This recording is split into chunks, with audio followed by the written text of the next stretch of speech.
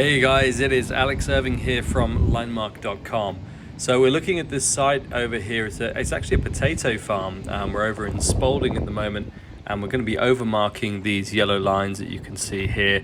They're a little bit rough, to be honest. These look like they've not been done with a string line, and we're going to be overmarking, making them a bit wider because we want to sort of hide what they've already got.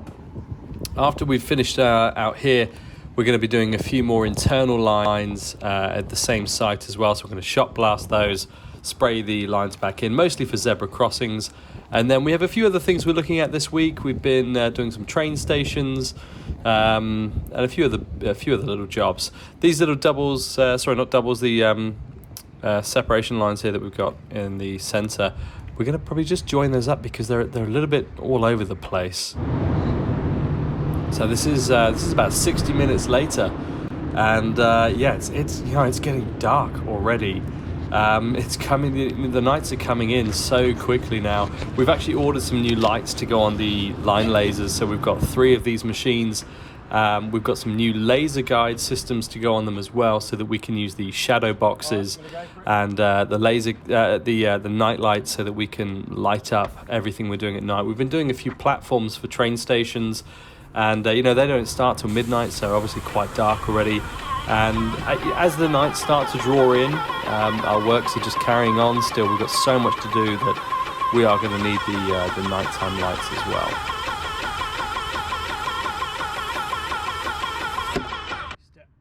There we go.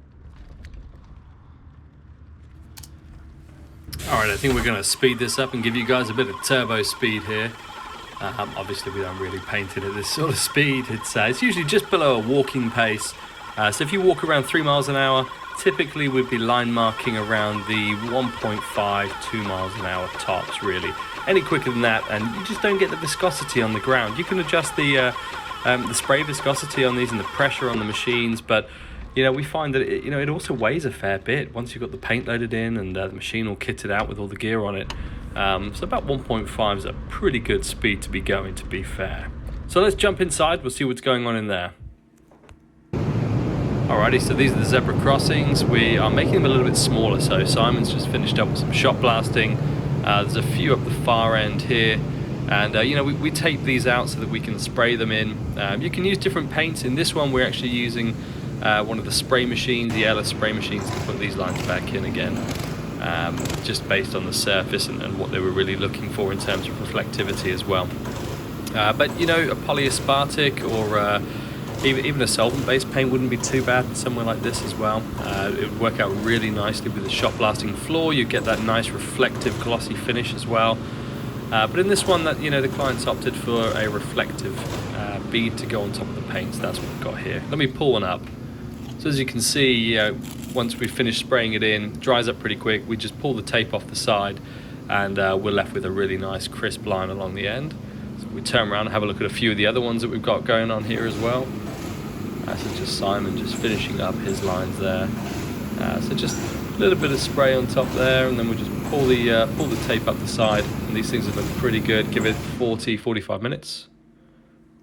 All right, so this one, we're actually at a train station, so just seeing a train go past there, and you can see on the left-hand side, the right-hand side there, these are the white lines and the yellow lines along the side of the platform, and they look pretty sharp, if I do say so myself.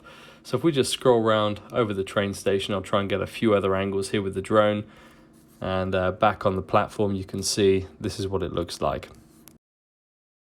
So it's the end of week 36 now. My son William's here with me, telling me to stop making work videos because they're not fun, and if I want to make them fun, then they need to be not about work, probably about Minecraft or something else. So anyway, he's going to be cleaning up the workshop for us as a punishment for not liking and sharing the videos. Anyway, week's come to an end, didn't quite go to plan. We did manage to finish off in Spalding in Lincolnshire, so really happy that project went well. It was night works to finish off, which it's always tricky. We've got some new night lights turning up for our line laser equipment. So we've got like the bar that comes out, the 12-volt lights on the side that'll light up platforms for train stations or roads, car parks, that sort of thing. We also placed an order for some new equipment, so we have a brand new line laser coming with the auto layout system. We've got some new laser guide systems coming in as well. But you know, there were some tricky parts to the week as well. It was just one of those weeks. It was a tough week, I'll be honest. We have our, let me show you this side. This is the GPS transmitter that we use for, you can see the thing on there. It's for a GPS line marker we have, which is for marking out sports fields. Unfortunately, that packed up on us halfway through a mark, and it meant we had to do the entire rugby club by hand and using string line, and it just took hours on end. If any of you guys have ever done rugby by hand, oh wow, what a time-consuming task. It's like they almost try to use as much paint and string as you could ever possibly imagine. It's just ridiculous to do it by hand. So anyway, that packed up on us. One of the guys forgot that he'd pulled a handbrake on the trailer. We rinsed through 2 sets of trailer tires, plus the brakes, so that didn't go down well. We also had to let 2 of our staff members go, which wasn't ideal as well. You know, as a business owner, there are so many challenges and hard things to do, from cash flow, managing clients' expectations, communication, planning in stock, planning in all of your projects, through to filming, accountancy, to you name it, marketing. There's so many things to do, but by far, at least in my experience, by far the hardest thing that I've ever had to do is recruitment and, well, just finding and retaining good staff. It is by far the hardest job we have, finding and retaining good staff. Such a difficult thing to do, and a real challenge. You know, we're going through an agency to find people now because we've struggled to find ourselves, and even then, you know, it's not always that easy. So unfortunately, a few staff changes this week, really unexpected, but unfortunately, it's the way it goes in business. Nothing we can do. Like I say, we've had a bit of a breakdown on a couple of the trailers where someone had left handbrakes on, rinsed through tires. Not the reason we lost staff, by the way. But we also had another breakdown. We've got a brand new van from Renault, and we got halfway down the M1 on our way to, M6. Was it M1, M6? I don't know. On the way to Manchester. I think it took us M1 actually, for some reason. Normally we'd go M6 from here. But yeah, it took us up the M1. And it got about 30, 40 miles down the road before the entire engine gave up. We had bellowing smoke coming out the back. So yeah, that's going back to Renault, a bit of a write-off on that one, unfortunately. And it meant that we couldn't do our project on Saturday. We only had the Saturday free. We lost half a day, just sat on the side of the M1 waiting for recovery. And unfortunately, we had, you know, a big trailer on the back. We also had the vehicle. It's a huge vehicle, the Renault, the Master. It's the really long wheelbase, the high top thing.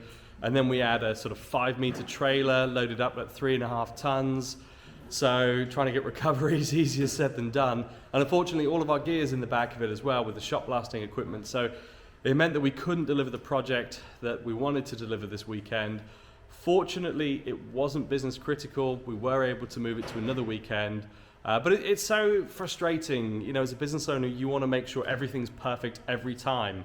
And, you know, you want to highlight these great features of your business. But the reality is, you know, sometimes things go wrong. Vehicles break, equipment gets destroyed, staff don't work out. It's just life, isn't it? Anyway, that's the end of week 36. Not really a gripe at the end. What are you jumping on there? He's trying to mow something. Not sure what yet.